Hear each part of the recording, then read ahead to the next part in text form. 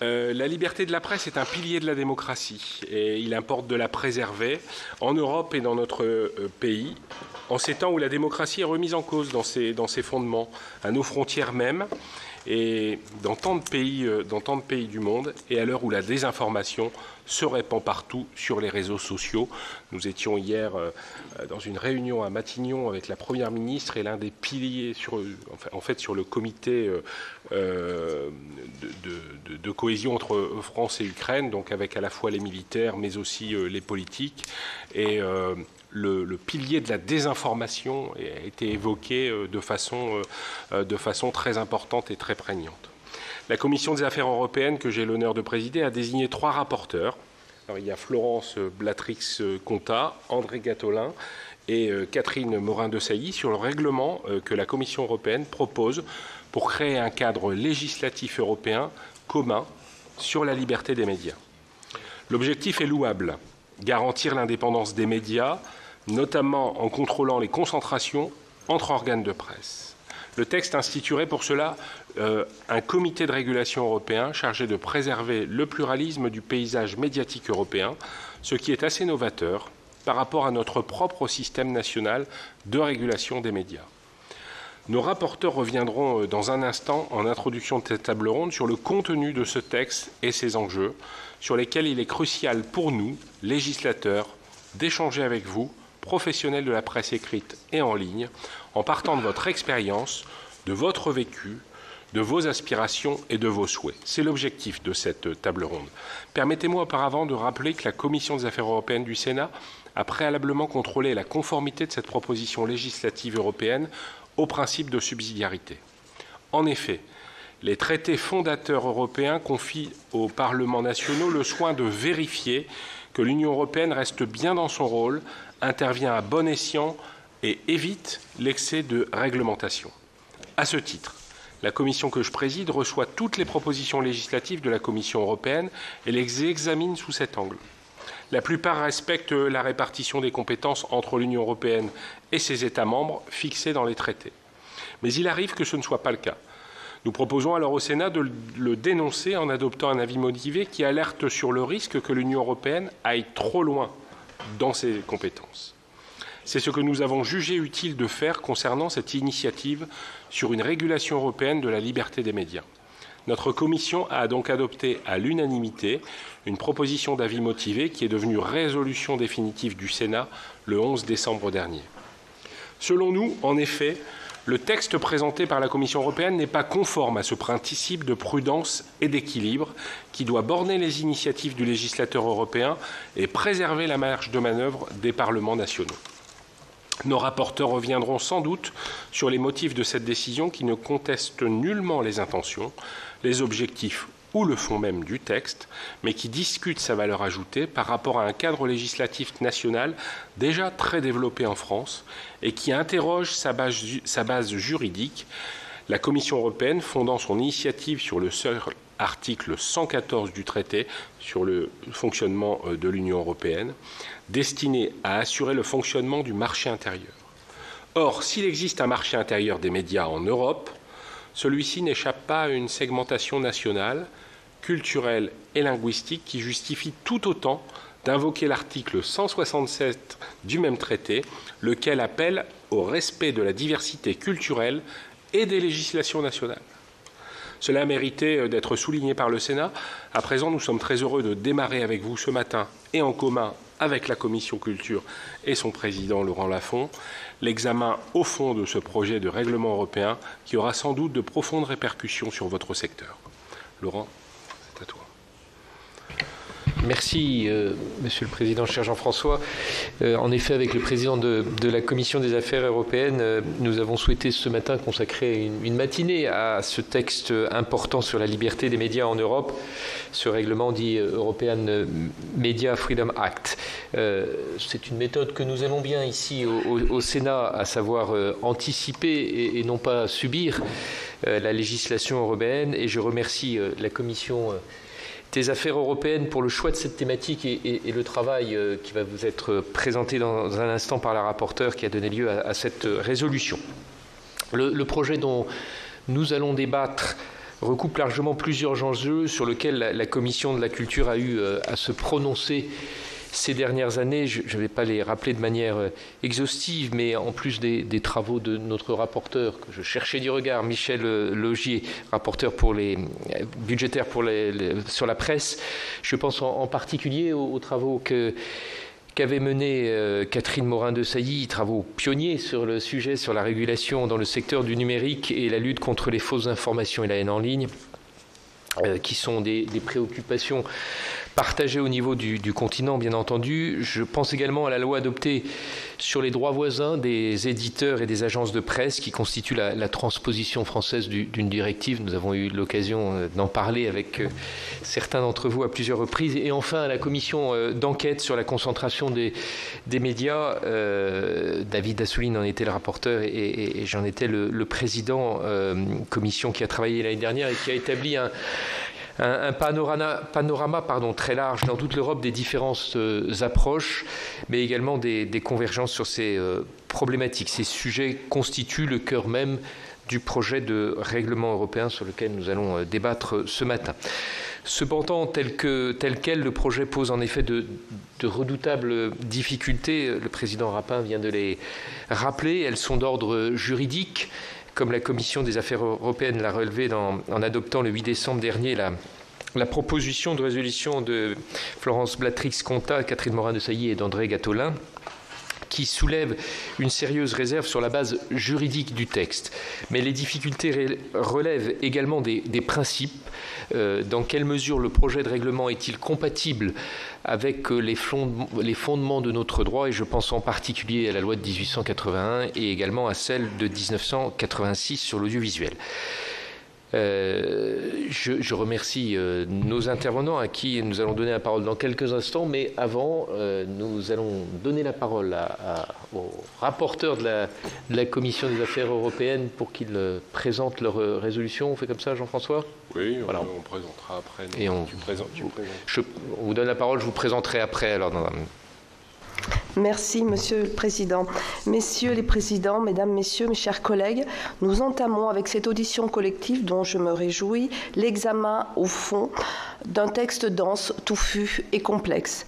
La proposition de règlement du Parlement européen et du Conseil du 16 septembre 2022 qui a pour objet d'établir un cadre européen commun de régulation de l'ensemble du secteur du média, porté par la vice-présidence de la Commission européenne chargée des valeurs et de la transparence, Mme Vera Jourova, et le commissaire français au marché intérieur, M. Thierry Breton. Il met en œuvre l'engagement politique pris par la présidence, Mme Ursula von der Leyen, qui avait annoncé cette initiative dans son discours sur l'état de l'Union de 2021. Elle avait indiqué que les médias ne sont pas des entreprises comme les autres, leur indépendance est essentielle. Voilà pourquoi l'Europe a besoin d'une loi qui garantisse cette indépendance. L'année prochaine, nous présenterons précisément une telle loi sur la liberté des médias. Elle a figuré effectivement dans le programme de travail de la Commission pour 2022.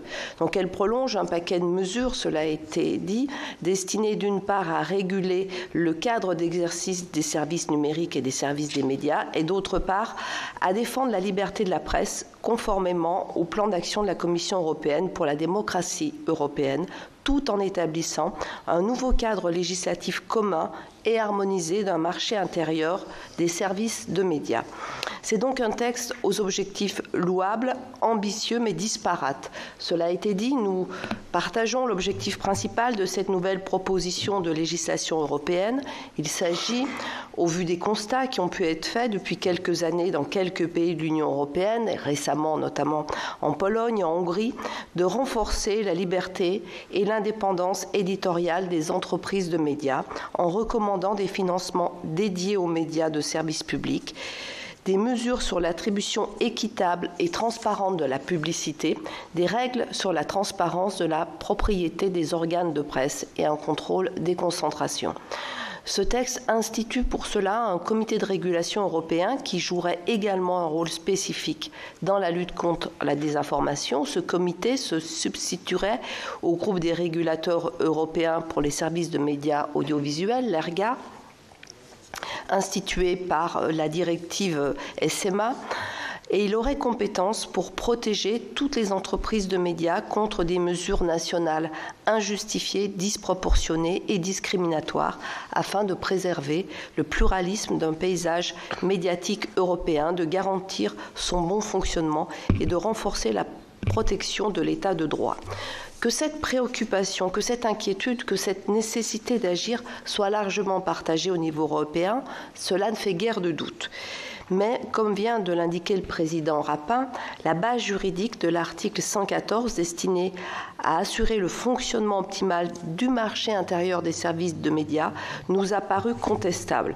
En effet, la plupart des pays européens ont mis en place de longue date des règles spécifiques nationales pour réguler le secteur, et particulièrement dans notre pays, comme vient de le préciser le président Lafont. Ne nous y trompons pas, la Commission européenne propose un nouvel accroissement du champ des compétences matérielles du législateur européen au détriment des parlements nationaux. Ce constat est au cœur de notre avis motivé sur la non-conformité au principe de subsidiarité. Je vais laisser mon collègue André poursuivre. Merci Florence. En effet, notre grande loi sur la presse, la loi du 29 juillet 1981, devrait, au terme de ce texte, s'il était adopté, sans doute être amendée. Dans son état actuel, puisque si les dispositions notamment des articles 4 et des articles 6, l'article 4 est celui qui élargit la protection des sources des journalistes, et c'est une bonne chose, l'article 6 celui qui se réfère à l'indépendance éditoriale, donc nous aurions à réviser ce texte fondamental. Ce n'est pas un problème en soi, et ça serait même plutôt une bonne chose en termes d'apport. Mais il reste quand même des points qui nous semblent dans le libellé actuel du projet de règlement, quelques interrogations. Notamment, ces articles mettent en jeu la responsabilité pénale de ce qui est appelé les chefs de rédaction, terminologie donc proposée par la Commission, qui demanderait d'ailleurs à être précisée au regard du droit français, puisque nous parlons plutôt de directeur de la publication en matière de responsabilité juridique. Il y a également dans ce cadre un point d'interrogation, on pourrait même dire peut-être de suspicion quant à la validité d'un tel règlement. De fait, le cadre européen qui est envisagé ici par la Commission s'inspire quasi exclusivement de la réglementation audiovisuelle au lieu de reconnaître les spécificités sectorielles de la presse. Le texte vise à les soumettre à un cadre commun avec l'audiovisuel.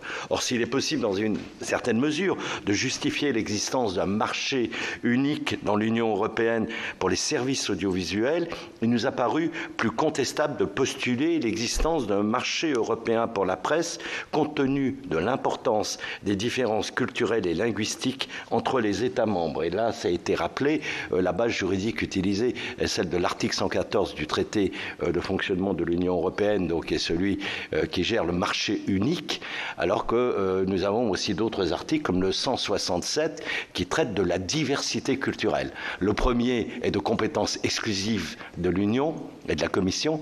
Le second est une compétence partagée. Et on sent bien qu'il y a une volonté, je dirais, de la Commission d'utiliser la base juridique qui lui donne le plus de pouvoir, mais dans un champ et dans une approche évidemment plus économique et plus marché que débat public ou respect de la diversité culturelle.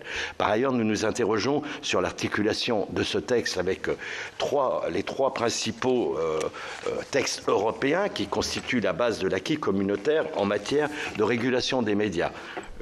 Le premier, c'est naturellement la directive sur les services médias audiovisuels, la directive SMA.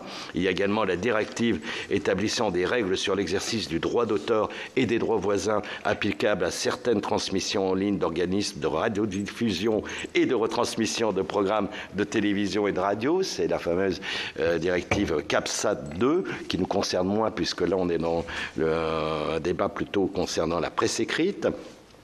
Et enfin, le règlement relatif au marché unique des services numériques, le DSA. La proposition que nous examinons aujourd'hui est en effet très imprécise dans son articulation avec la directive SMA qu'elle est censée pourtant prolonger, en tous les cas selon les dires de la Commission européenne. Or, les définitions proposées devraient être intégralement harmonisées avec celles de la directive SMA, en particulier pour les services de médias, mais aussi pour les notions de responsabilité et de décision éditoriale. L'article 6 du règlement, qui concerne notamment le niveau de protection applicable aux fournisseurs de services médias et d'actualité, ne tient aucun compte des dispositions existantes dans ce domaine dans la directive SMA. Il en va de même des dispositions obligatoires sur l'organisation éditoriale des médias. Aux articles 7 et suivants, qui portent sur le rôle des autorités de régulation, ces articles prévoient la création d'un comité européen.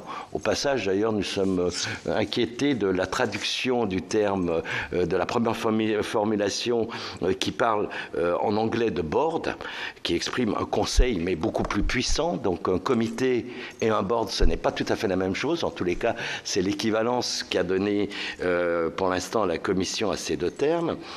Et cette proposition de règlement, du coup, modifie de façon importante l'équilibre entre les autorités nationales et les autorités européennes, tout en prévoyant que la Commission européenne en assure le secrétariat au niveau européen. C'est évidemment l'un de nos points de vigilance essentiels. Quant à la compatibilité avec le DSA, à l'article 17, la proposition de règlement prévoit un nouveau mécanisme destiné à éviter une double modération des contenus publiés ou édités par les médias. De fait, il instaure une obligation pour les fournisseurs de très grandes plateformes de mettre à disposition des utilisateurs un formulaire de déclaration en tant que fournisseur de services de médias afin de bénéficier de modalités de modération spécifiques. Il s'agit là encore d'une modification significative des dispositions du DSA alors que ce dernier n'est même pas encore entré en application. Il est indispensable, je crois, de lever ces ambiguïtés pour coordonner et articuler cette proposition avec le DSA qui vient d'être adopté. Il nous a donc semblé que, dans son projet, la Commission européenne allait un peu trop loin et un peu trop vite dans son ambition législative en assimilant la régulation des médias locaux et culturels de presse au développement d'un marché intérieur des médias dans l'audiovisuel et le numérique. Il importe enfin de rappeler, en ma qualité de sénateur membre de l'Assemblée parlementaire du Conseil de l'Europe, la PCE, le rôle de cette institution, auprès de laquelle d'ailleurs l'association des journalistes européens que vous représentez ici, chère Catherine André, est reconnue comme observateur. En effet, le Conseil de l'Europe a adopté plusieurs conventions, je crois très pertinentes dans le domaine de la protection du pluralisme et de la liberté des médias. La PCE est très active. Pour ne citer que deux exemples relativement récents, elle a adopté en janvier 2020 une résolution sur les menaces sur la liberté des médias et la sécurité des journalistes en Europe, et en juin 2022, une résolution sur le contrôle de la communication en ligne, une menace pour le pluralisme des médias, la liberté d'information et la dignité humaine. Hélas, la présente proposition de règlement ne mentionne nullement le Conseil de l'Europe, néglige d'encourager l'Union européenne et ses États membres à coopérer avec cette institution particulièrement attentive au respect des droits des journalistes et des médias. C'est pourquoi nous avons, dans notre avis motivé, inclus cette référence lorsque nous l'avons adopté en décembre dernier.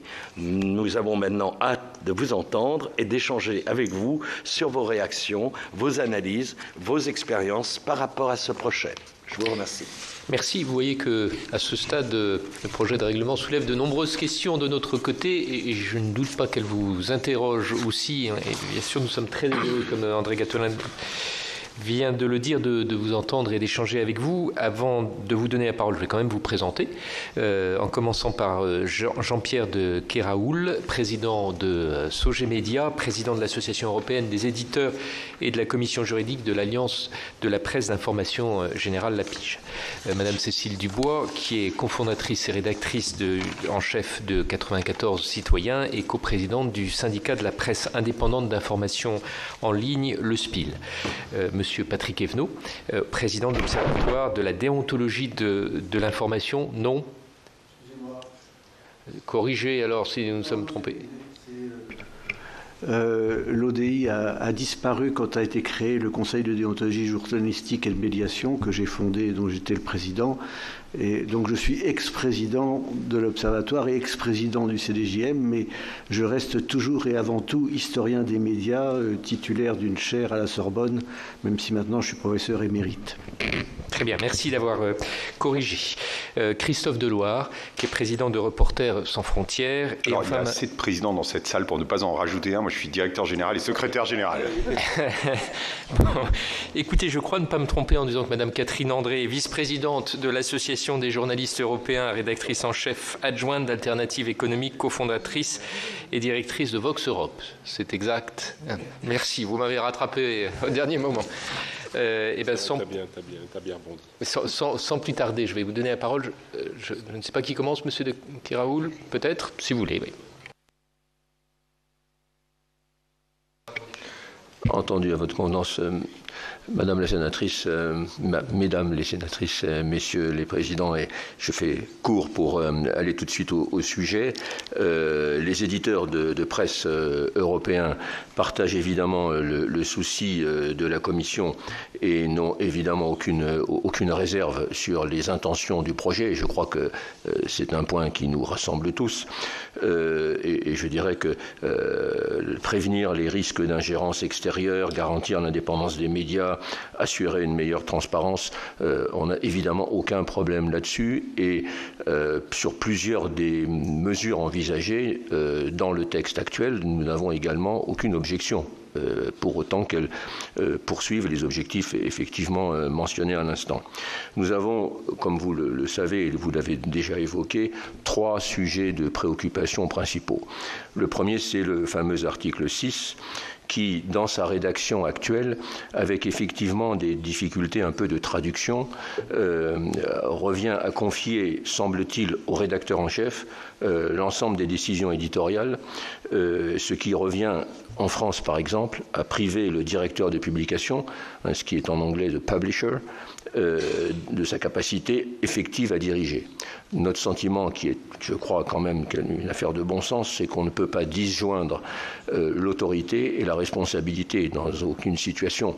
Donc si on demande, conformément à la loi de 1881, au directeur de publication d'être civilement, pénalement et personnellement responsable de l'intégralité du contenu de sa publication, on ne peut pas le priver d'un pouvoir d'intervention, de direction effective au quotidien de sa publication. J'ajoute par parenthèse que, comme vous le savez, en France, la loi maintenant impose à toutes les publications d'avoir une charte éditoriale qui est préalablement négociée entre les journalistes et l'éditeur. Donc, de ce point de vue, il nous semble vraiment problématique d'introduire cette nouveauté qui reviendrait en fait à disjoindre autorité et responsabilité et effectivement nous contraindrait à modifier la loi de 1881. Donc, l'éditeur, en réalité, ne l'oublions pas, dans l'immense majorité des cas, et je conviens tout à fait qu'il peut y avoir de temps en temps de malheureuses exceptions, mais dans l'immense majorité des cas, et je peux vous le dire en tant qu'éditeur personnellement et journaliste dans la presse régionale, il est le premier défenseur de la liberté de la presse et il est le premier rempart de ces journalistes. Donc, donner le sentiment qu'il y a sur ces sujets une sorte de conflit structurel entre l'éditeur et les journalistes est assez artificiel. Et d'ailleurs, il est frappant de voir que dans le projet de texte, nulle part, je dis bien nulle part, on ne parle de l'éditeur. Nulle part, il y a publisher ou éditeur. On fait comme si le problème était exclusivement entre des actionnaires, shareholders, et les journalistes. Or, en France et dans tous les pays européens, évidemment, l'entreprise de presse, elle est pilotée par un éditeur et qui, en France, a des responsabilités extrêmement claires. Voilà, donc ça, c'est un sujet qu'il faudra traiter. Effectivement, le fait que ça soit envisagé dans le cadre d'un règlement est problématique.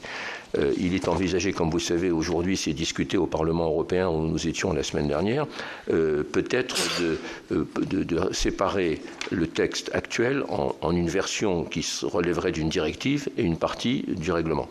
La difficulté, si ça reste un règlement, c'est qu'il est d'application immédiate et que donc en France, par exemple, nous n'aurions pas la possibilité d'adapter les principes généraux qui pourraient parfaitement être mis dans une directive relative à l'indépendance des rédactions, des médias, à la liberté des journalistes, etc. On pourrait très bien avoir des principes généraux qui pourraient être traduits, transposés dans la loi française, de telle sorte qu'ils restent compatibles avec la loi de 1881. Mais malheureusement, si c'est un règlement, ça obligera à modifier. Deuxième difficulté, c'est l'article 17, où les grandes plateformes ont aujourd'hui le pouvoir de modifier unilatéralement ou de supprimer des contenus de presse, ce qui est évidemment parfaitement inacceptable, même si on envisage que ça soit après avoir simplement informé le titre.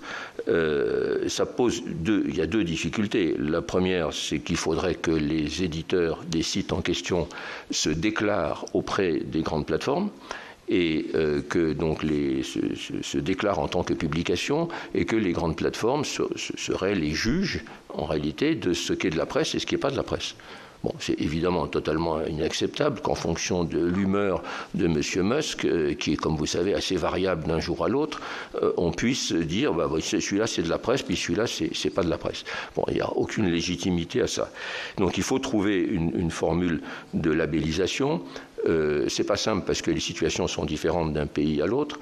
En France, nous avons la chance d'avoir la commission paritaire des publications et agences de presse, qui dit ce qui est de la presse et ce qui n'est pas de la presse, et que nous venons de renforcer récemment dans son autorité, par exemple avec des exigences d'emploi de journalistes, ce qui est très bien, pour valider qu'une entreprise de presse qui prête en lettres l'est effectivement. Il ne peut pas y avoir, à nos yeux, d'entreprise de presse qui n'emploie pas de journalistes.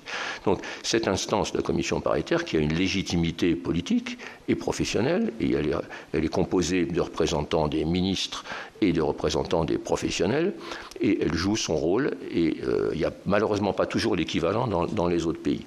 Donc on dit, en France, la labellisation, c'est très naturellement la commission paritaire.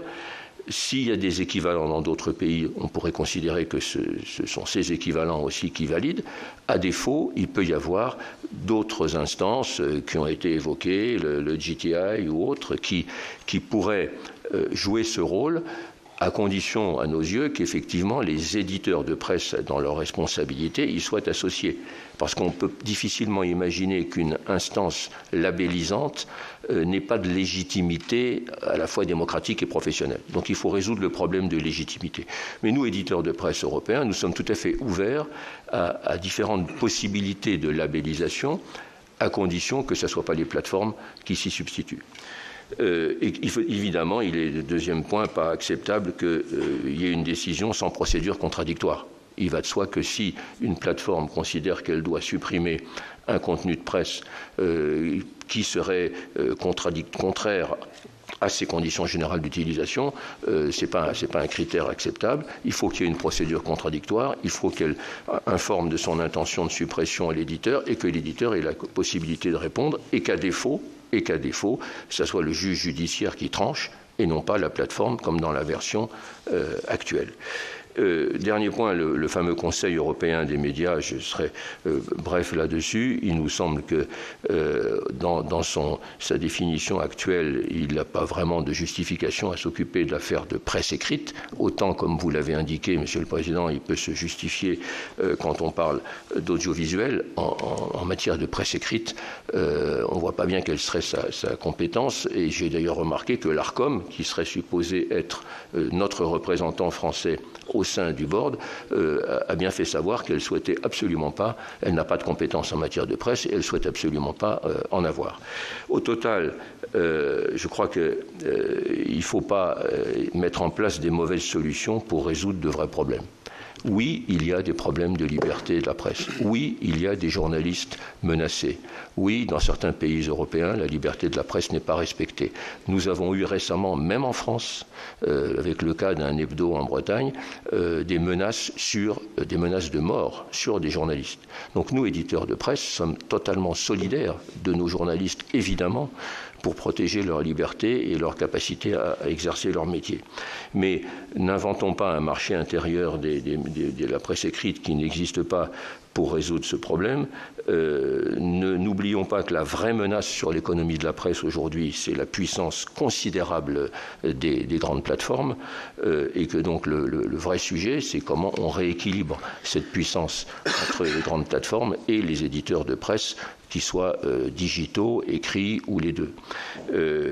Et donc, enfin, quand il s'agit de liberté de la presse, n'imaginons pas qu'on l'améliorera en séparant les éditeurs des journalistes.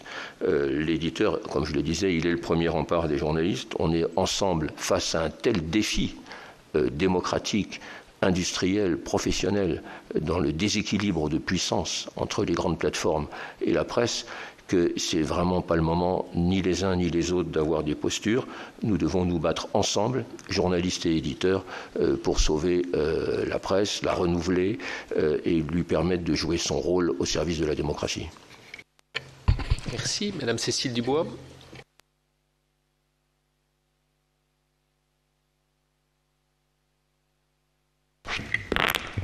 C'est bon ? Oui, merci.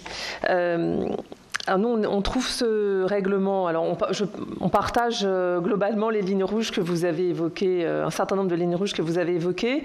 On trouve malgré tout ce règlement quand même très intéressant dans ses objets, c'est-à-dire se protéger de gouvernements illibéraux, de régimes illibéraux. Il y en a plusieurs en Europe et on n'est pas à l'abri, même en France, un jour, de se retrouver dans un régime illibéral. Et donc, il n'est pas inintéressant en France de s'interroger à cette possible configuration qui puisse arriver un jour.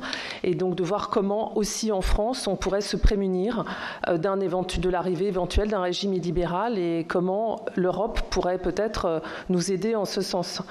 Donc, le fait même de se poser la question, y compris en France, même si on est très protégé, même si on a d'excellentes lois comme la loi de 1881 qui reste un pilier, c'est pas inintéressant.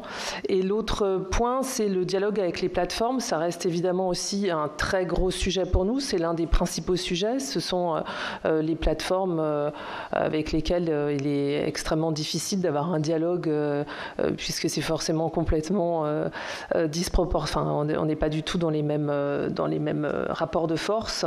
Même un syndicat d'éditeurs vis-à-vis d'une plateforme, même plusieurs syndicats d'éditeurs au niveau d'un pays, c'est extrêmement compliqué.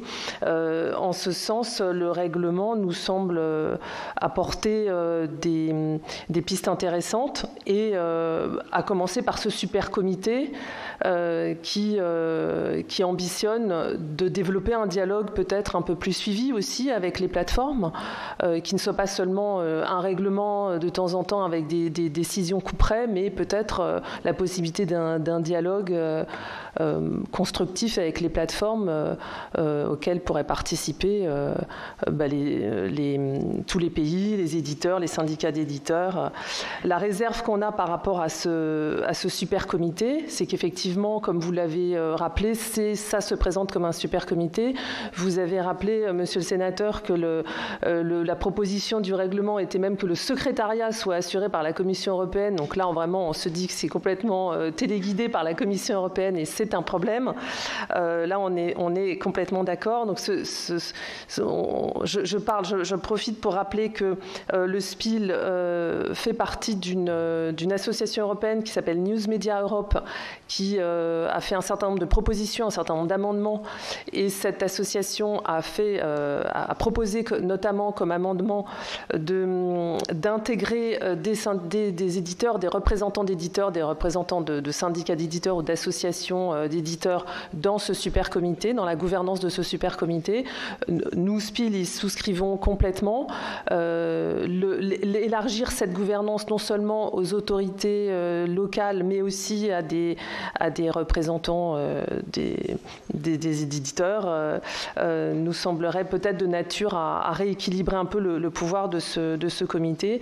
Et en tout cas, bien évidemment, son secrétariat ne doit pas être assuré par la Commission européenne, mais il doit vraiment être indépendant dans son fonctionnement. Concernant l'autre ligne rouge qu'on partage quasiment entièrement aussi avec Jean-Pierre de Caraoul, c'est évidemment l'article 6A et l'indépendance, la manière dont il est actuellement rédigé d'indépendance des rédactions, et c'est même au-delà de l'indépendance des rédactions, c'est rédigé d'une manière qui laisse entendre que le rédacteur en chef peut prendre des décisions individuelles et que l'éditeur n'a rien à y voir, ce qui pose vraiment là un problème même dans l'organisation, le bon fonctionnement d'une rédaction. Deux problèmes principaux, comme l'a rappelé Jean-Pierre de Caraoul. Le problème juridique, c'est qu'on a une loi de 1881 qui protège les journalistes grâce justement aux éditeurs qui portent le chapeau, le directeur de publication qui porte juridiquement, qui porte la responsabilité juridique des propos, des textes, du contenu des journalistes. Donc il est absolument nécessaire de préserver ça. Et puis sur le plan financier, tout simplement aussi, c'est déjà très compliqué pour la presse, un secteur qui est fragile. Donc fragiliser les éditeurs en les empêchant de pouvoir maîtriser leur ligne éditoriale, ça couperait définitivement l'investissement dans toutes les entreprises de presse. Donc c'est vraiment la fin d'un financement pérenne de la presse. Et ce serait d'ailleurs complètement non productif, puisque finalement il y aurait des influences qui s'exprimeraient autrement, c'est-à-dire que n'empêche pas non plus on peut toujours virer son rédac chef, donc l'influence finalement s'exprimerait autrement et ça n'aurait même pas forcément une efficacité très grande. L'amendement auquel on souscrit, qui a été porté par News Media Europe sur cet article 6A, c'est de permettre une certaine marge de manœuvre, de permettre des décisions et une marge de manœuvre bien évidemment de la rédaction, mais dans le cadre d'une ligne éditoriale décidée avec l'éditeur, enfin décidée par l'éditeur, c'est-à-dire c'est la ligne éditoriale de l'éditeur, c'est lui qui porte le média et partant de là, la rédaction ensuite a sa marge de manœuvre. Dans le fonctionnement actuel des médias, l'éditeur il n'est pas tout le temps derrière le rédac chef pour regarder ce qu'il écrit. En revanche, dans ce même article 6, le 6B nous semble très intéressant. Et là, nous y souscrivons complètement, c'est de prévenir les conflits d'intérêts et de garantir la révélation de tout conflit d'intérêts réel ou potentiel. Ça nous semble vraiment quelque chose d'utile. Nous avons, lors de l'audition sur la concentration des médias, nous avions, attiré l'attention sur le fait que le problème en France n'est pas tant la concentration des médias, mais le fait que beaucoup de médias appartiennent à des groupes dont l'activité principale n'est pas la presse, mais toute autre chose, des armes aux télécoms. Donc les conflits d'intérêts dans ce type de situation peuvent exister. Donc avoir un garde-fou par rapport à ces conflits d'intérêts nous semble aussi très intéressant. Par rapport aux plateformes aussi, il a été rappelé ce problème de retrait des contenus unilatéral par les plateformes. Là-dessus, nous souscrivons à ce qui a été dit concernant la nécessité d'avoir un dialogue avec de pouvoir réagir et d'être considéré comme de la presse. Alors vous avez, Jean-Pierre de Caraoul a rappelé la question de bien reconnaître les titres de presse en vertu en France de la CPPAP. on rajoute une chose. Nous, dans la loi de 81, c'est la liberté d'expression de tous les citoyens, pas seulement de la presse. C'est-à-dire que la loi de 81, elle ne distingue pas des titres de presse.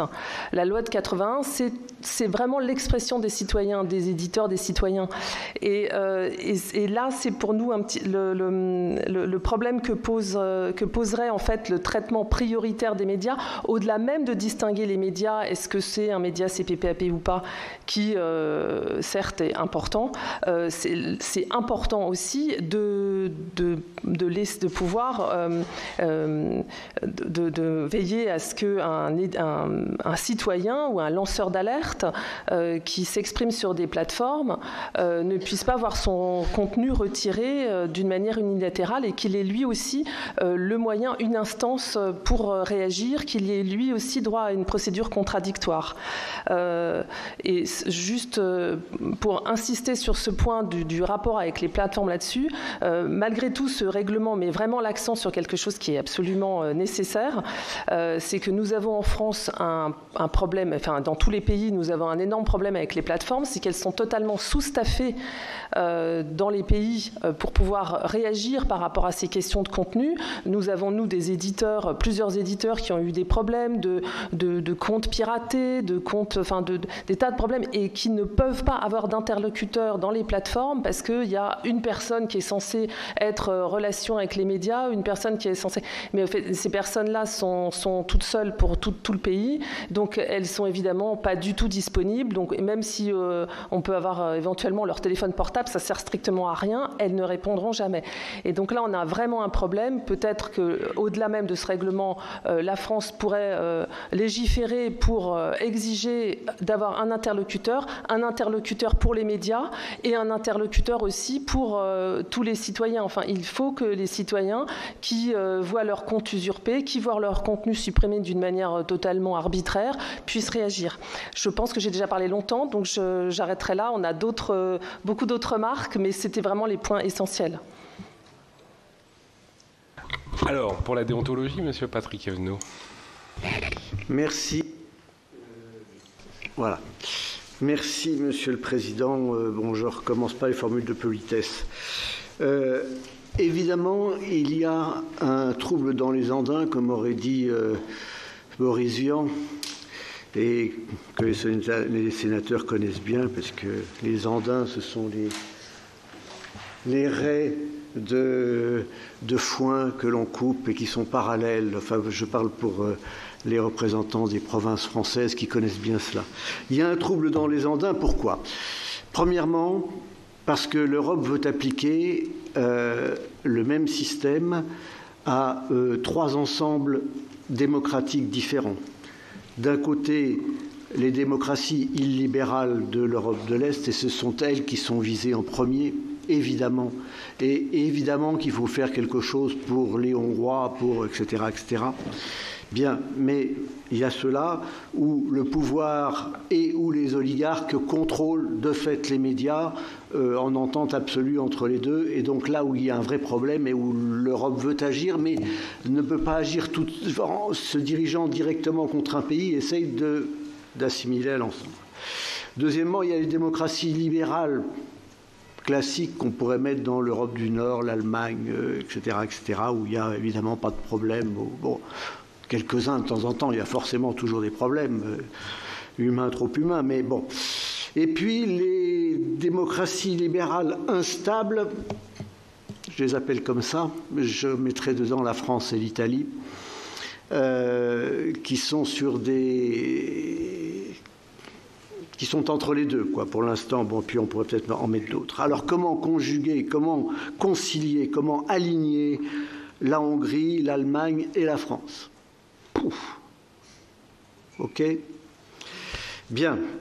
Ceci d'autant plus que l'Europe, enfin le règlement considère que le marché des médias est européen, alors que pas du tout. Il est soit complètement international, les grandes plateformes, Murdoch, tout ce que vous voulez, Bertelsmann, bon, soit il est très peu européen. J'ai essayé de recenser, il y a Rossel qui est franco-belge, ok. Il y a Springer qui a quelques intérêts un petit peu partout, mais qui se tourne de plus en plus vers les États-Unis. Bertelsmann qui cherche à se retirer de tout, et malheureusement, l'autorité de la concurrence n'a pas accepté qu'ils vendent RTL et M6 à TF1, ce qui leur aurait permis de se débarrasser. CMI, Chess Media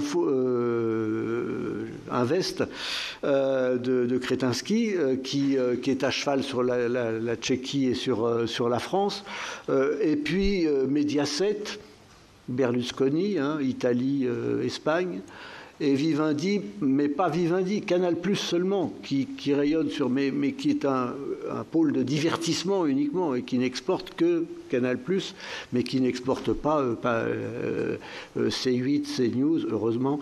Ils n'ont pas encore trouvé le Hanouna polonais, mais ils vont finir par le trouver. Bien. Il y a donc là une véritable question. On sent bien que les rédacteurs de ce règlement sont embêtés parce qu'ils veulent évidemment viser les illibéraux d'abord et préserver. Alors, bon. Deuxième point, et c'est ce qui marque évidemment le plus, c'est le Comité européen pour les services de médias. Alors, mes collègues, surtout Jean-Pierre, je t'appelle Jean-Pierre depuis des années, évidemment va hurler après ce que je vais dire, mais bon, constitué par les régulateurs nationaux de l'audiovisuel, l'ERGA, etc., pourquoi laisser de côté la presse à l'heure de la convergence généralisée, où tout le monde, presse, radio, télé, Internet, fait de la presse, radio, télé, Internet. Je dis toujours à mes amis de la presse qu'un jour ou l'autre, l'ARCOM va s'emparer de vos podcasts, puisque théoriquement, les podcasts devraient être régis par l'ARCOM. Pourquoi pas à l'heure de la convergence généralisée? On va voir pourquoi il n'y a pas. Bon, on fait tout. Pourquoi ne pas adjoindre à cet ERGA transformé les conseils de presse ou de déontologie, et c'est là en ce sens-là que je prêche évidemment pour ma boutique, vous l'avez bien compris, comme chacun ici prêche pour sa boutique, bon, faut être clair, vous le connaissez, vous avez l'habitude des lobbies, donc je prêche pour ma boutique, il faut y intégrer les conseils de presse, il y a 20 conseils de presse en Europe, dans l'Union européenne, sur 27 pays, il suffirait, on peut imaginer un comité européen pour les services des médias détaché de la Commission, complètement indépendant, avec trois ensembles, l'ERGA transformé ou pas transformé, l'AIPCE, l'Association internationale des associations européennes des conseils de presse, et puis, et moi j'y tiens beaucoup, des personnalités qualifiées indépendantes, des chercheurs, des universitaires, etc. Je ne parle pas pour moi, je ne veux pas en faire partie, ce n'est pas du tout mon problème, je ne suis pas dans ce cas-là. Mais on pourrait avoir ces 3 collèges qui pourraient être à géométrie variable, et là, on pourrait vraiment discuter de l'ensemble de ce qui pose problème dans la liberté des médias, des rédactions, etc. Bon, petite analyse de texte à laquelle je me suis livré bêtement, comme ça. J'ai pris des mots. Alors, par exemple, régulation, cité 154 fois dans les... et l'autorégulation, seulement 18 fois. Vous voyez, on veut la régulation. Forcément, l'ARCOM a un pouvoir de coercition que n'ont pas les conseils de presse, qui n'ont qu'un name and shame.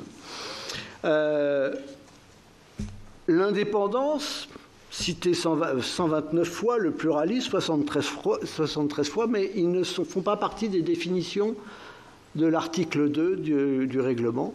On ne définit pas l'indépendance, on ne définit pas le pluralisme.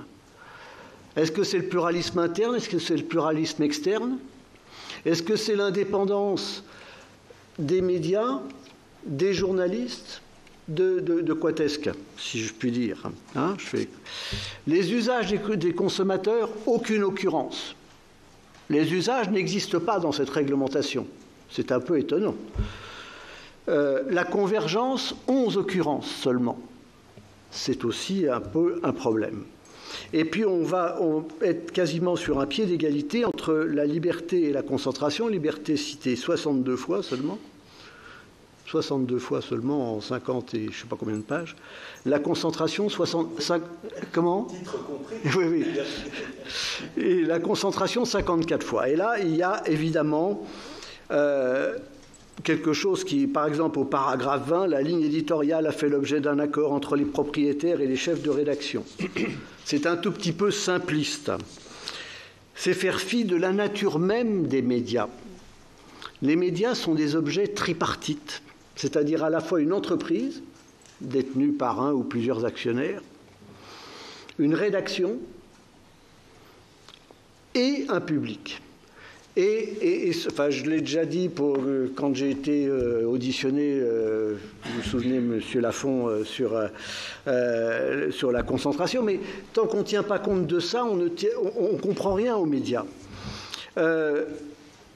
C'est le paragraphe 40 et les articles 21-22 qui portent sur la concentration reflètent sur ce sujet une pensée particulièrement indigente. Je le maintiens. Il y est entretenu une confusion permanente entre concentration et menace sur l'indépendance et le pluralisme. Par exemple, le droit de refuser l'arrivée d'un nouvel actionnaire. Vous voyez, bon. Et la viabilité des entreprises. Si les journalistes du Monde avaient refusé l'arrivée de Berger-Pigasniel, qu'eût-il fait en 2010 ? Ils auraient mis la clé sous la porte. Bon.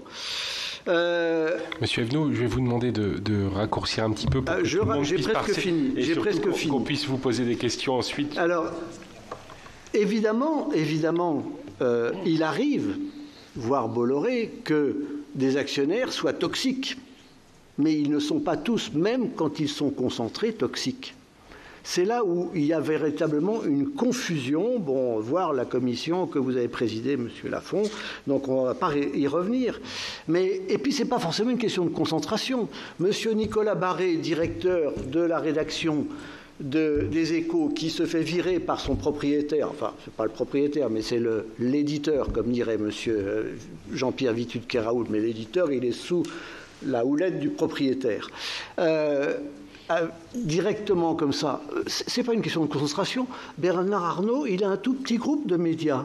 300 millions d'euros de chiffre d'affaires, 300 000 exemplaires vendus chaque jour entre les deux quotidiens. C'est un tout petit groupe de médias, ce n'est pas de la concentration. Mais alors il va falloir qu'on définisse des seuils de concentration si bas que même pour atteindre Bolloré, moi j'ai fait le calcul, Bolloré, si on prend toutes les audiences, y compris du groupe Lagardère et Bolloré, on atteint 9% d'audience. Alors, si on doit descendre en dessous de 9% d'audience pour bloquer Bolloré, d'abord on bloque toutes les capacités de fusion future, les capacités d'absorption future, et ensuite il faut, heureusement les lois ne sont pas rétroactives, mais il faut à ce moment-là dégommer TF1 et pourquoi pas France Télévisions qui est à 30% d'audience. Ça pose un vrai problème.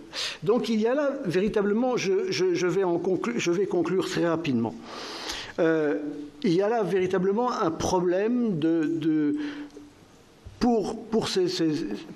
on voit bien d'où ça vient. On a toute une série de personnes, notamment en France, qui prônent contre les concentrations, etc., sans voir que l'important, c'est la toxicité éventuelle du propriétaire ou de la concentration. Ce n'est pas la concentration en elle-même, ce n'est même pas la propriété en elle-même. On peut être vendeur d'avions de chasse et d'armement comme le groupe Dassault et garder le Figaro comme il était avant et comme il sera après, c'est-à-dire un journal conservateur, de droite, catholique, machin, etc. Mais le journal n'a pas changé parce qu'il a été racheté par Dassault. Donc il faut bien voir que c'est même pas une question de propriété, c'est une question... Alors, comment définir la toxicité ? Là, c'est un vrai problème. Parce qu'on voit bien qu'il y a une toxicité chez notamment, pour ne pas le citer, le groupe Bolloré. Voilà. Alors après, il y a quelques petites remarques comme ça. Je termine. Juste, on parle d'informations fiables et de médias de qualité. Qui fera le distinguo ? Le JTI ? Mais moi, je pense que le label est parfaitement contre-productif. À partir du moment où vous mettez un label, ça veut dire que vous êtes du côté, pour ceux qui sont complotistes et autres, vous êtes du côté du pouvoir. Vous êtes donc par définition des méchants, parce que vous avez le label. On parle de réguler l'offre de contenu médiatique. Quid de la liberté? Évidemment, il y a des gens qui ne me plaisent pas dans certaines télés, dans certaines radios, dans certaines presses. Mais je pense qu'il plaise à d'autres et la liberté, elle est au prix de la contradiction, du pluralisme, etc., etc. Bon, voilà. Alors par contre, effectivement, sur les mesures d'audience, les publicités d'État, protection des sources, oui, oui, toujours oui. Pour les garde-fous, à condition de les mettre vraiment de peser avec un trébuchet et avec finesse, parce qu'il faut faire très attention, voir la tripartition évoquée plus haut. Enfin, la transparence. Je vous rappelle que dès 2009, j'avais proposé, c'est dans le rapport du sénateur Michel Thiollière du 4 novembre 2009, j'avais proposé, c'était une loi visant à réguler la concentration dans le secteur des médias, déjà. En 2009, après l'État général de la presse, j'avais proposé qu'on crée un observatoire européen du pluralisme et de la transparence dans les médias, et où on pourrait agglomérer toute une série de choses, mais je le tiens à votre disposition, j'ai déjà cité, il est aussi, je suppose, dans le rapport Lafon Assouline. Merci de m'avoir écouté. Merci, Monsieur Evenot. On va, sous un prisme un peu plus international, peut-être demander à Monsieur Deloire donc, de s'exprimer maintenant. Alors, je le dis en préambule, en essayant de respecter le temps, parce que ce qui va être important aussi, c'est l'échange. Je vais m'y attacher. J'entends que cette proposition de texte, qui est imparfaite, suscite beaucoup de scepticisme. Et pas seulement dans cette salle. De la part des lenders allemands, de la part cette dernière semaine des éditeurs nordiques et de leur association, de la part d'historiens des médias. Et sans doute y a-t-il effectivement sur un certain nombre d'articles matière à amendement, y compris sur des aspects évoqués par M. de Keraoul ou Mme Dubois. Néanmoins, il y a là une formidable opportunité. Et il me semble qu'il serait dommageable que le Sénat s'attache à une position défensive aux dépens d'une position plus offensive à un moment où clairement il y a un enjeu majeur et où l'Union européenne, alors quels que soient les aspects juridiques et que j'entends absolument, mais peut jouer un rôle. Y a-t-il un marché intérieur des médias européens? Moi, j'aurais tendance à dire que le marché des médias n'existe plus vraiment, au sens où les médias sont... Enfin, qu'est-ce qu'on entend par médias? Mais si l'on entend par médias les médias d'information, les médias producteurs de journalisme, je crois que c'est ce dont on parle ici, ces médias, aujourd'hui, produisent des contenus qui se retrouvent dans l'espace numérique en concurrence directe avec des contenus produits par toutes sortes de producteurs, propagandistes, fermatrolles, industrie de la désinformation, citoyens scientifiques faisant des vidéos passionnantes, corrupteurs d'information, du positif, du négatif, mais en tout cas, une concurrence de toutes sortes de contenus contre tous les autres, indistincts. Et le marché européen ou national n'existe plus tellement, au sens où l'espace public, désormais numérisé, est globalisé. Et n'a pas aujourd'hui de frontières, sauf celles mises par les régimes despotiques, qui visent à clore leur espace public et à l'intérieur à contrôler l'information. Et donc j'ai envie de vous dire, prenons l'occasion de ce texte, et que le Sénat, dans le rapport qu'il produira, prenne l'occasion de ce texte pour poser une vision de long terme et poser des propositions qui peuvent changer la donne. Parce que si on regarde les évolutions tendancielles, le risque, c'est que, du fait de l'organisation de l'écosystème, le financement des médias devienne de plus en plus difficile. C'est normal, ils sont en concurrence aujourd'hui déloyale avec d'autres producteurs de contenu. Que ce qu'on estime être le journalisme, si on ne le regarde que lui, et si on s'attache à le défendre mais sans tenir compte du reste, on finit par ne défendre une partie qui est en train de s'effondrer. un certain nombre de points sur lesquels il y a matière, soit à avancer, soit à amender. Un, effectivement, la question de la définition des médias et de leurs obligations. Comment éviter la capture oligarchique? Et quel que soit le rôle des éditeurs, la capture oligarchique, le danger de la capture oligarchique, il est réel. Donc, s'il y a un certain nombre de problèmes dans la rédaction actuelle de l'article, y compris de problèmes de traduction d'ailleurs sur la question des décisions individuelles, qui est de l'anglais vers le français, il y a matière à mettre en place des processus pour garantir non pas l'indépendance des rédactions, mais l'indépendance éditoriale du journalisme, et qui là est un enjeu majeur, qui peut passer par des aspects procéduraux,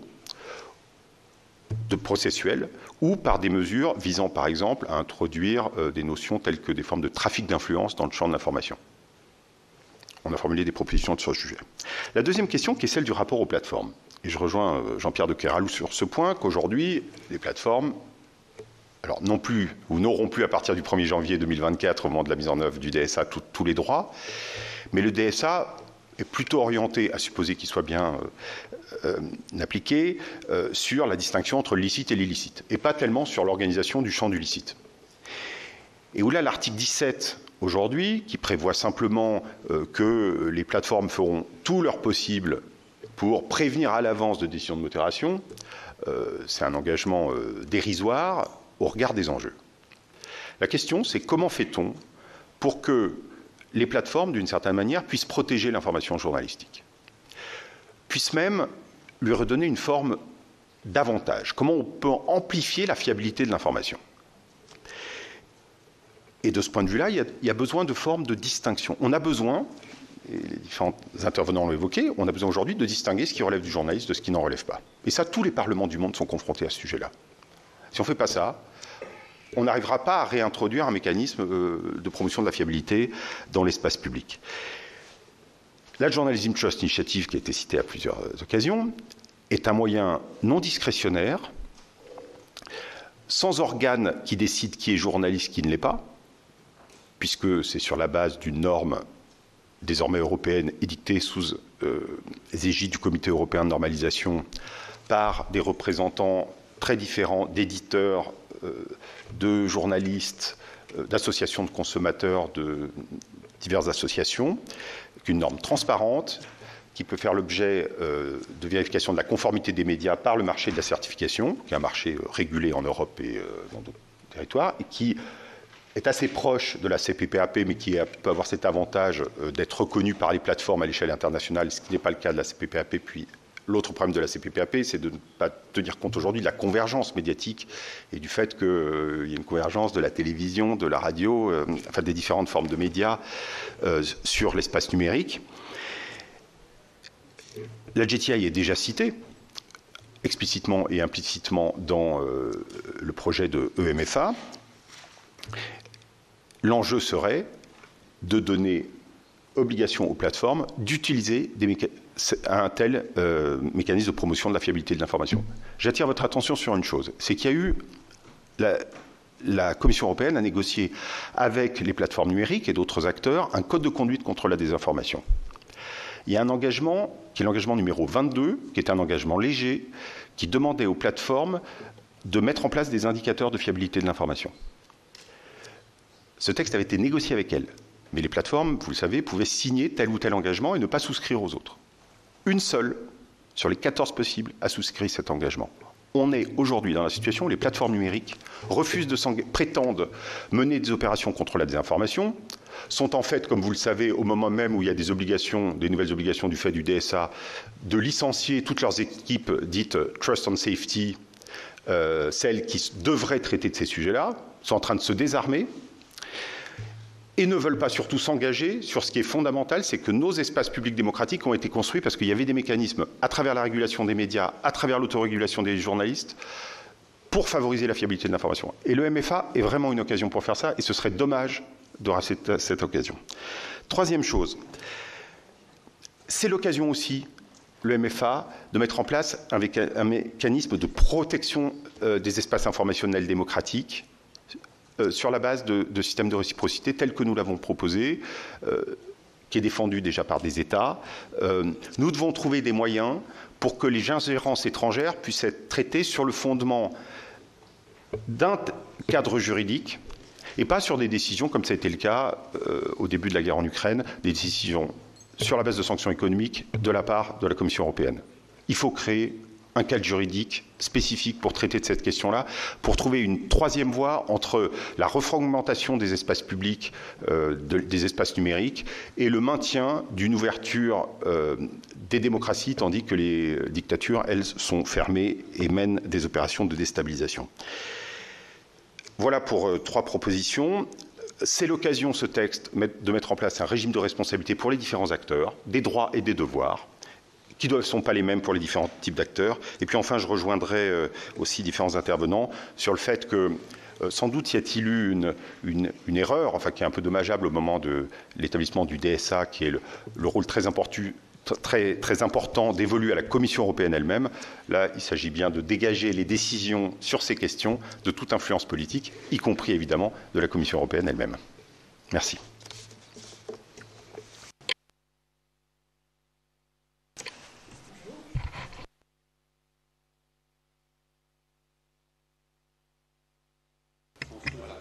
Voilà.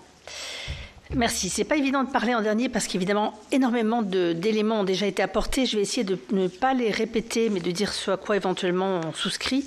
Peut-être juste avant de démarrer, parce que je ne suis pas sûre que l'Association des journalistes européens soit peut-être connue un petit peu dans son fonctionnement, parce qu'on a effectivement je dirais une mission d'observation et on recueille énormément le vécu en fait des journalistes à travers l'Europe. Donc là, on passe effectivement à une dimension qui est moins française, et bon, même si Christophe Delors a rappelé un certain nombre d'éléments au niveau européen. Et donc l'AJE, l'Association des journalistes européens, c'est la section française de l'Association of European Journalists, l'AEJ. Nous, on compte 43 membres en France, mais l'AEJ compte une vingtaine de sections et plus d'1 millier de journalistes. Elle a été créée en 1962. Dans les 6 pays de la CE de l'époque, elle a été fondée par 6 journalistes qui étaient convaincus de la nécessité d'une intégration européenne de manière démocratique et qui croyaient au potentiel donc du journalisme pour promouvoir l'harmonie européenne. Et c'est pour ça qu'ils défendent la liberté de l'information. Et au-delà des 20 sections, comme vous l'avez rappelé tout à l'heure, il y a une représentation donc de l'AEJ auprès du Conseil de l'Europe et également auprès des institutions européennes. C'est d'ailleurs un autre vice-président de l'AJE présent à Bruxelles qui y travaille en ce moment. On a organisé une grande conférence en décembre 2019 sur la liberté des médias en Europe avec la RSF notamment, et en partenariat avec l'UNESCO et l'ambassade de Suède. À l'UNESCO, et si je dis ça, c'est parce qu'on observait déjà à ce moment-là une très forte dégradation de la situation et des conditions de travail des journalistes à peu près partout en Europe, y compris, sauf peut-être dans des pays nordiques. Voilà, la Norvège étant le premier pays où je crois que la liberté de la presse demeure à peu près intouchée au jour d'aujourd'hui, mais sinon ça se dégrade dans pas mal de pays, la France y compris. Et donc, je pense qu'il n'a jamais été aussi difficile en Europe d'exercer le métier de journaliste. Je tiens à le redire, parce que ça n'est pas uniquement, effectivement, même si on l'a rappelé, des questions de concentration, des questions évidemment de qui possède les médias et de collusion dans un certain nombre de pays entre les pouvoirs publics, un certain nombre de médias audiovisuels publics, mais pas que, et une difficulté, je pense, à informer de façon totalement indépendante. Je rappelle aussi que ce qui guette aussi beaucoup les journalistes, c'est l'autocensure. Et l'autocensure, elle ne vient pas de nulle part. Et je pense que la question démocratique qui se pose au sein de chaque pays influe énormément sur la liberté d'écrire et d'informer sans s'autocensurer. Évidemment, il y a plein d'exemples, je ne vais pas les nommer ici, d'ingérence. On voit bien qu'aux Échos, la SDJ vient de publier une note se disant très inquiète sur l'indépendance des médias. Et j'y reviendrai de son média. Je reviendrai rapidement également sur cette question de directeur de la rédaction et de la rédaction, qui me paraît un point de vigilance important. Donc la situation, elle est très très dégradée, ça c'est évident. Et je salue tout de même s'il est évident que la Commission européenne a en tête les régimes illibéraux, et donc ce règlement a été, je pense, écrit en grande partie en réponse à ce qui est en train de se passer en Hongrie et en Pologne. Et je rappelle, je pense que Christophe pourra le corroborer, qu'en fait en Hongrie, ce qui est intéressant comme exemple, c'est qu'il n'y a pas de journalistes en prison. En fait, la façon d'influer et d'empêcher les médias d'exister, c'est évidemment de les fermer. On a des exemples en date que je ne vais pas citer, je pense que je n'ai pas le temps, mais j'avais envie, ceci dit, d'en parler, de médias indépendants qui sont considérés comme des agents étrangers et des agents de l'extérieur qui empêcheraient Viktor Orban en fait, de mener sa politique de façon souveraine. Donc la façon de museler la presse, l'indépendance de l'information, elle est protéiforme. Il n'y a pas une seule façon de faire, il y en a plein. C'est pas forcément de mettre les journalistes en prison ou les assassiner, même si ça, on a eu encore des assassinats très récents dans des pays, y compris aux Pays-Bas. Donc il n'y a pas besoin d'aller très loin, en fait, pour s'apercevoir que les pires moyens existent partout, mais il existe une multitude de façons, en fait, d'empêcher la pluralité de l'information. Parce que c'est comme ça dont on parle, et je pense que on est d'accord que les objectifs sont louables. Je pense qu'il y a des bonnes choses. Et là, je ne peux pas m'exprimer au nom de l'AEJ parce que je n'ai pas mandat à représenter les 20 sections, ni même au sein de l'AJE, même si on suit ça de très très près. Et il y a je pense, une reconnaissance avec cette écriture de ce règlement d'une situation de très grande fragilité de la presse. On ne sait pas très bien par quel bout le prendre. D'ailleurs, c'est très touffu et c'est parfois précis. Parfois, je pense que ce règlement a besoin dans certains articles d'être précisé. Effectivement, comme vous l'aviez nommé là tout à l'heure sur l'article 6A, entre la distinction entre directeur de la rédaction et rédacteur en chef, parce que même si un directeur de la rédaction protège ses journalistes, évidemment, s'il est une marionnette ou une semi-marionnette des actionnaires, il ne protège qu'à moitié. Il est lui-même pris dans des conflits d'intérêts. Donc la situation de la presse, en fait, elle est dégradée parce que la plupart des rédactions n'ont plus les moyens de travailler, ils sont sous-staffés, comme on l'a dit tout à l'heure. Il y a une difficulté, en fait, à continuer d'exister pour un certain nombre de médias indépendants. Ça n'a pas été tellement soulevé, mais au-delà des questions de concentration de la presse et de qui possède parmi les grands groupes industriels les médias, il y a une question, en fait, de difficultés économiques évidentes. Une baisse du nombre de correspondants dans à peu près tous les pays et à peu près dans toutes les rédactions, sauf à l'exception des très grosses rédactions qui ont les moyens de fonctionner. Et du coup, le problème de la concentration, c'est aussi le problème de la perte de tout un maillage de médias indépendants. On le voit en Hongrie, il existe beaucoup de médias indépendants, en fait, mais qui, pour des raisons, je dirais, beaucoup plus dramatiques dans ce pays, n'arrivent plus à émettre parce qu'ils sont fermés, ils sont accusés, ils ne sont pas mis en prison, mais simplement ils sont dans la capacité de continuer à faire leur travail. Et donc si vous voulez, dans ce règlement qui est proposé, ce qui peut paraître tout de même intéressant, c'est de nommer en fait ces conflits d'intérêts qu'on retrouve dans chaque pays. Et quand on parle de marché européen des médias, je suis tout à fait d'accord avec Christophe Deloire que je ne sais pas si on peut parler aujourd'hui de marché européen, puisque le marché a tellement changé avec l'importance, la prééminence des plateformes qu'on n'arrive pas à réguler et qui finissent par devenir en fait l'instance d'une certaine régulation in fine des contenus de presse. Il y a la difficulté en effet de soutenir et de renforcer le pluralisme, la pluralité et la diversité des médias, mais aussi l'indépendance des médias. Parce qu'il existe des médias indépendants un peu partout en Europe qui sont plutôt en train de fermer la porte. Je n'ai pas le temps de donner des exemples, et peut-être on y reviendra. Et ça, c'est assez dramatique pour la qualité de l'information.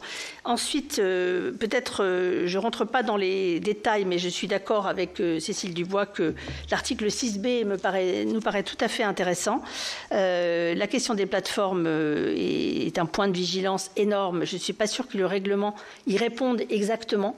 Mais en tout cas, le fait d'en débattre me paraît déjà quelque chose qui est plutôt une avancée. Je comprends la crainte qu'on peut avoir au niveau des parlements nationaux d'être dépourvus en fait de sa capacité à réguler le marché des médias. Par contre, on a en Europe une énorme différence dans les cadres législatifs. Alors, si on a un cadre législatif fort en France, de par cette loi, notamment de 1880, dans d'autres pays, il est extrêmement faible. Ma question, c'est un cadre législatif très faible en Hongrie, par exemple, ou en Pologne. Est-ce que ce règlement va régler, si je puis dire, la question? Ça, j'avoue que je ne sais pas.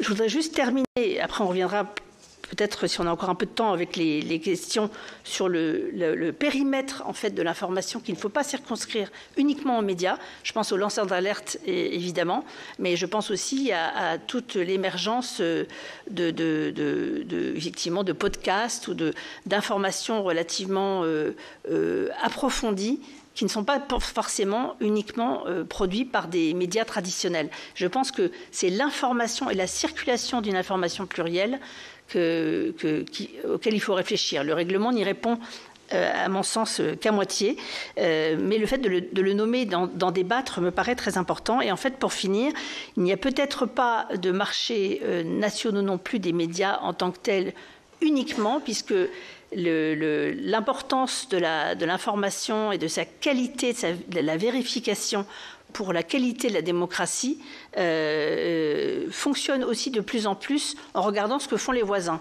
Même si on a réduit le nombre de correspondants et même si malheureusement des émissions sur l'Europe, notamment en France, ont plutôt tendance à diminuer qu'à augmenter. Et donc l'émergence d'un espace public et civique européen, puisque nous sommes quand même au sein de l'Union européenne, me paraît important à préserver. Et bon, je le dis aussi parce que je suis cofondatrice de Vox Europe et nous avons un peu cette vocation, mais de faire circuler l'information dans plusieurs langues et de ne pas s'arrêter uniquement aux frontières. Je pense que, comme beaucoup d'autres grands thèmes importants, l'information ne s'arrête pas non plus totalement aux frontières. Donc, réfléchir à avoir une instance auquel on pourrait faire appel me paraît intéressant, mais il ne faut pas créer une usine à gaz. Voilà. Merci. Bernard Fialaire, vous voulez poser une question?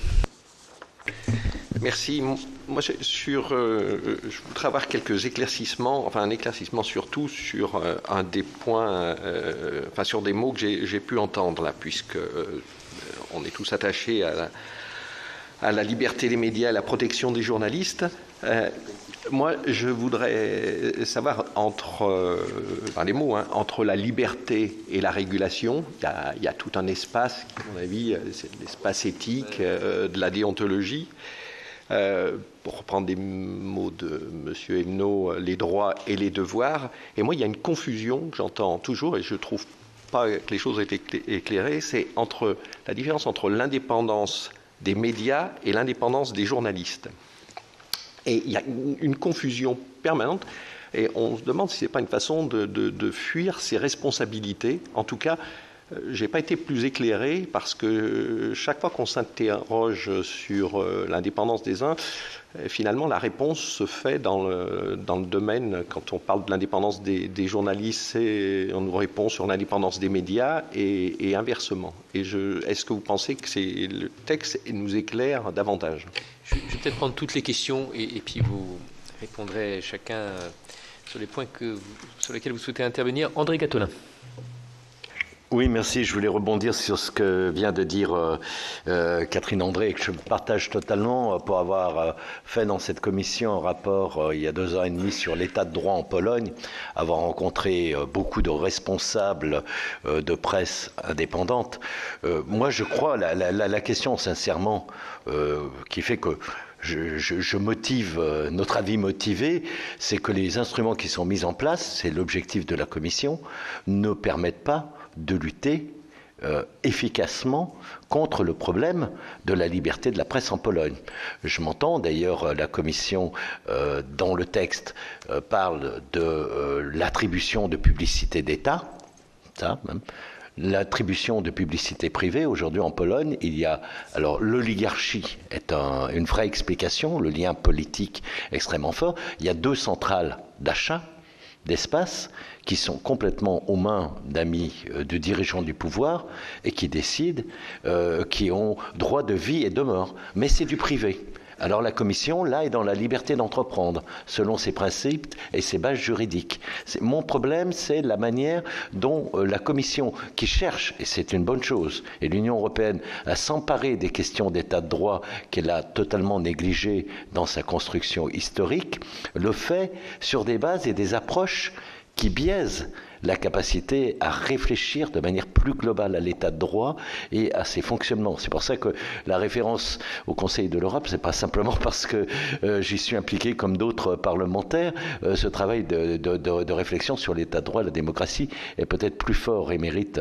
Et le cas de Club Radio, il faut savoir que sa suspension est liée à 2 retard dans les délais de dépôt de chansons, de quotas de chansons hongroises sur la radio. C'est 2 retards de délai fait que la plus grosse radio, qui avait par ailleurs une information indépendante, s'est vue complètement radiée. Donc je crois qu'il y a à creuser. Bien sûr, il faut une régulation, mais je pense que la question que vous avez soulevée des définitions préalables, des idées, des concepts, alors on peut le faire de manière quantitative en comptant les mots, comme cela a été fait, c'est important, mais on a un souci préalable. Un texte ne peut pas tomber brut, il doit donner des justifications, il doit clarifier les objets, et c'est là où je crois il y a un rôle pour le Sénat, mais aussi pour vous, à travers les différentes instances que vous représentez du métier, d'aider, ou en tous les cas de préciser ce qu'on entend par indépendance des médias, indépendance du journaliste, qualité du travail ou non, etc. Donc c'était plus un commentaire pour dire qu'on allait... Et puis sur la question peut-être des directeurs de la publication, on oublie un support est un double support. Il y a un support de contenu et d'information journalistique, puis il y a des contenus publicitaires.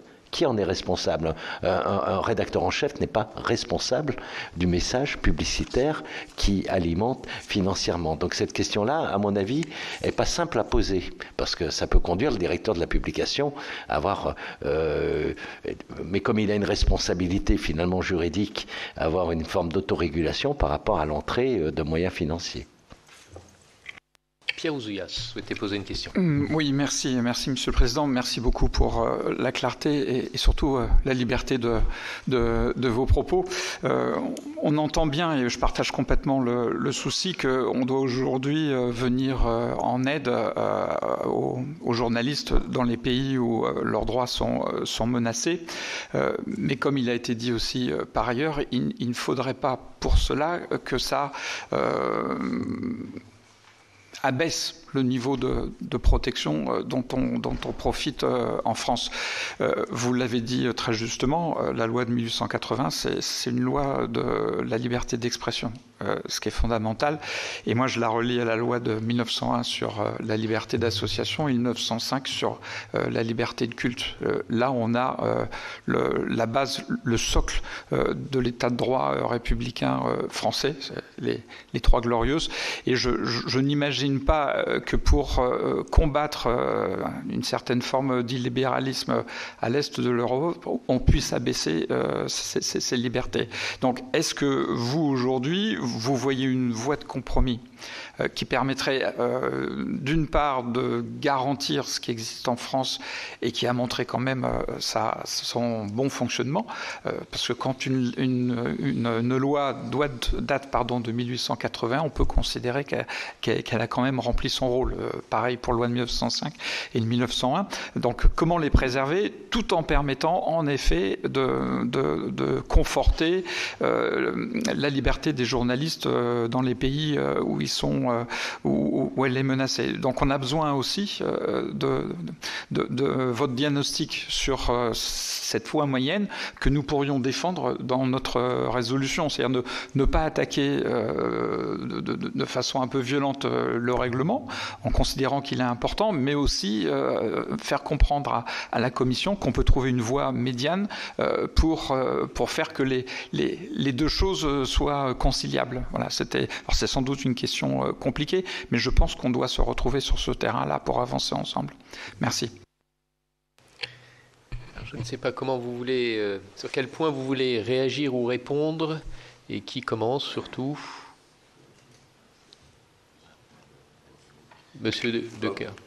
Pardon, Alors, je voulais revenir sur l'indépendance. L'indépendance. On ne cesse de parler d'indépendance sans jamais la définir. Est-ce que c'est l'indépendance du média? Est-ce que c'est l'indépendance de la rédaction? Est-ce que c'est l'indépendance du journaliste? Est-ce que c'est la liberté du média, la liberté de la rédaction, la liberté du journaliste? Je vais vous citer Hubert Beuve-Méry, qui est le pape français de tous les journalistes et des déontologies journalistiques, qui disait à un moment, quant à la liberté de chacun dans l'entreprise, on sait très bien quand on entre dans un journal quelle est la ligne générale de celui-ci. Donc en principe, on s'agrège à une équipe dans laquelle on pense pouvoir jouer un rôle sans trop avoir à en souffrir. Et donc, ce que je crains personnellement maintenant, c'est que chaque journaliste estime qu'il a le droit d'étaler ses tripes sur la table, de penser et d'écrire ce qu'il veut en fonction de ses sentiments. Ce n'est tout de même pas aussi simple. Donc, je reviens à ma triangulation parce que je trouve que c'est fondamental et qu'on n'y attache pas assez d'importance. L'entreprise, la rédaction et le public, c'est sans arrêt un jeu. L'entreprise recrute des journalistes pour fournir de l'information à un public déterminé. On sait très bien qu'on va fournir de telles informations à un journaliste du Figaro, et l'entreprise Figaro va fournir des informations différentes de l'entreprise et de la rédaction et l'Humanité. Et que l'on ne parle pas de la même façon du pape à Charlie Hebdo ou à La Croix, ça ne me paraît pas poser un problème. Et on voit bien que c'est parce que le public n'est pas le même, que les rédacteurs ne sont pas les mêmes et que l'entreprise n'est pas la même. Mais que vous voyez, c'est ce lien. Alors, effectivement, il faut de l'indépendance, mais il faudrait la définir, cette indépendance. Et je trouve, encore une fois, qu'on insiste trop sur le côté capitalistique de l'indépendance, alors que ce n'est pas de cela dont il s'agit. Ce dont il s'agit, c'est véritablement que la ligne éditoriale, elle est fabriquée de façon plus ou moins conflictuelle entre la rédaction et l'entreprise, en tenant compte du public qui va recevoir le choix éditorial. Effectivement, le choix rédactionnel, il appartient à la rédaction. Il appartient sous la direction d'un directeur de la rédaction. Mais là aussi, il est dirigé vers un public. Quand on parle de la neige pendant une demi-heure sur TF1 et pas de l'Ukraine, c'est parce qu'on pense que le public est plus intéressé par la neige que par l'Ukraine. On peut le regretter, mais c'est ainsi. Donc vous voyez bien qu'il y a un rapport... bon. Et c'est pour ça qu'on ne voit pas... Alors, je me suis peut-être mal fait comprendre. Moi, je crois qu'effectivement, il faut une MFA. Mais il faut vraiment la revoir de fond en comble. Pour toute une série de raisons que j'ai essayé de vous expliquer. Je crois que c'est très important qu'on ait enfin un Freedom Act en Europe. Tout à fait, c'est très important. Et je suis tout à fait favorable. Simplement, il faut revoir beaucoup de passages. Le dernier point entre directive et règlement, l'avantage du règlement, c'est qu'on n'oblige pas les lois nationales à être adaptées. Une directive, ça oblige d'être transcrit dans la bon, et ça prend des années, et etc., etc. Un règlement, c'est d'application immédiate, mais on n'a pas besoin de transcrire forcément dans la loi. Donc, c'est quand même beaucoup plus pratique à ce niveau-là.